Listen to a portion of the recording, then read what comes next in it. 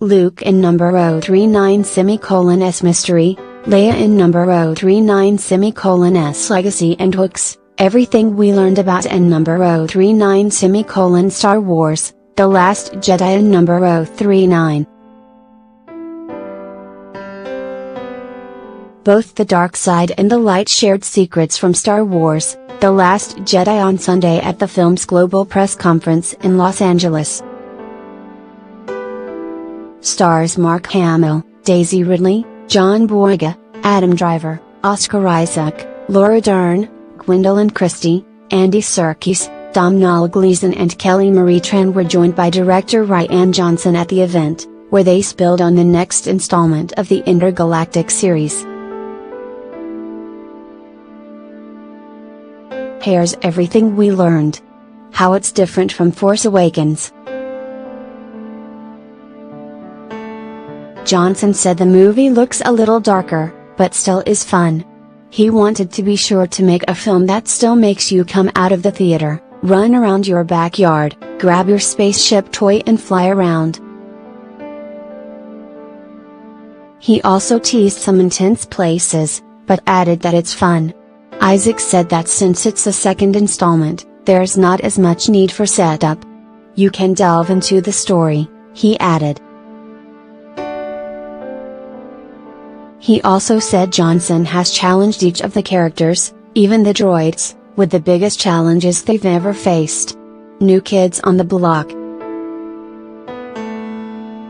Joining the series as Rose Tycho, Kelly Marie Tran said she was trying not to cry right now because the Star Wars experience is so weird and different. You're constantly trying to figure out how to work in this environment, but this is awesome. She added. Laura Dern, who stars as Vice Admiral Emile Holto, said she was impressed with the intimacy of discovering each character's conflict. She added she was always stunned they were filming in such a massive environment, but it felt like we were making an indie movie. Trouble on the Dark Side.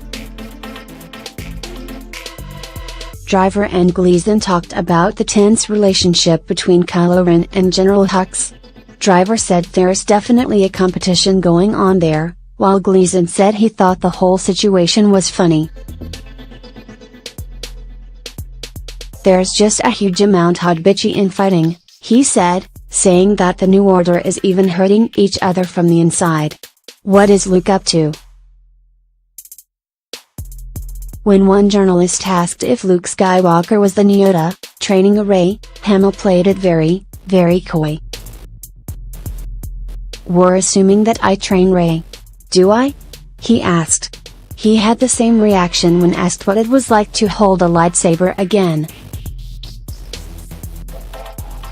I don't think any line in the script epitomized my reaction then. This is not going to go the way you think, he added. Rian pushed me out of my comfort zone, but I'm grateful because you have to trust someone and he was the only Obi-Wan available to me. I can promise you my part is twice as big, he joked. While the movie has cute porgs stealing the spotlight, one furry creature from the past probably won't appear. When asked if we'll see Ewoks, Johnson joked, "It depends what drugs you take before you go in. The women kick butt." Talking about the importance of having so many women in the film, Tran said it feels like both an honor and responsibility at the same time. The girls in this movie kick some butt, every single one is so good.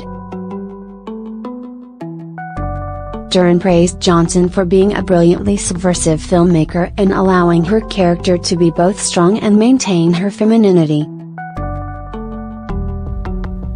You are not seeing women that are being strong because they are being like men, you're seeing a developed character, showing complex character traits, and am delighted about that, added Christie. The effects of Han Solo's death. Everyone's keeping it moving, Boyega said when asked how Han Solo's death in The Force Awakens will affect the characters going forward. In terms of Han, I'm sure we all feel sentimental, he added, but said everyone's too distracted with won't linger. Rez off training, she's got stuff to go. I got a back injury, has got stuff to do. It's a dire situation, the resistance is on its last legs, added Isaac. The First Order is right on top of us. You have to keep moving to try to survive. Ridley checked with Johnson before saying too much, but added, I would say Rey is very much affected by it. For Rey, there is some time, she has some time to ask questions and wonder what it is or what could have led someone to do something like that. She's worried about Finn at home, she's a little more affected at least emotionally on screen. The press conference ended with the cast speaking on the impact of Princess Leia and the late Carrie Fisher. I remember thinking, wow, that character is very different. It stayed with me throughout my formative years, Christie said. She's really smart, she's really funny, she's courageous, she doesn't care what people think. That was really instrumental to me, as someone who didn't feel like they fit that homogenized view of what a woman should be. Dern praised Fisher for her bravery and fearlessness and for carrying who she was so directly and do it without shame and share her story. He went on to call her work in The Last Jedi a beautiful, pure performance. Carrie's daughter Billy is all of those qualities, she's smart and funny and shameless, said Ridley, with Hamill deadpanning, and always late. I think Carrie bringing up a daughter who is all of those qualities and then some in this world, I think it speaks volumes, she added. Something about Carrie that I really look up to is just how much courage it takes to truly be yourself on a public platform, said Tran. She was so unapologetic and so openly herself. I think that she will always be an icon as Leia, but also as Carrie. What an example, and I am so fortunate to have met her, and I think she will really live on forever.